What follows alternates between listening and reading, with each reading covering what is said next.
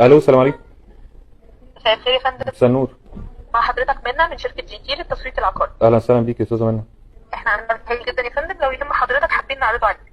عرض ليا انا؟ ماشي، اتفضلي. احنا بنعرض يا فندم وحدات في العاصمة الإدارية الجديدة بمقدم 5 مليون جنيه وقسط لمدة 5 سنين. معلش كل معلش شهر لا معلش، ثانيه واحده. حضرتك بتعرضي عليا ان انا اشتري شقه عند حضراتكم في العاصمه الاداريه؟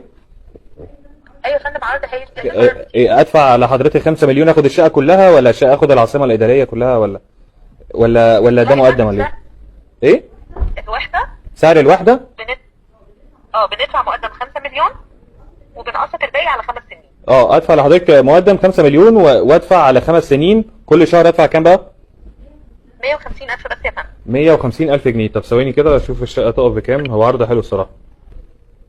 150,000. السنه فيها 12 في 5، 60 شهر في 150,000 يعني 9 مليون. بس يا فندم 9 مليون ودفع لحضرتك 5 قبلهم، يبقى الشقه ب 14 مليون جنيه. طيب ده فعلا بس تخيل يا فندم.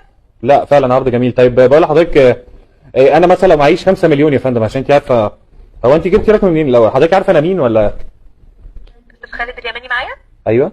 جبتي رقم منين احنا معلش جبنا يا رقم فندم؟ حضرتك من البنك. من البنك. ده انا عليا ليه فلوس بس.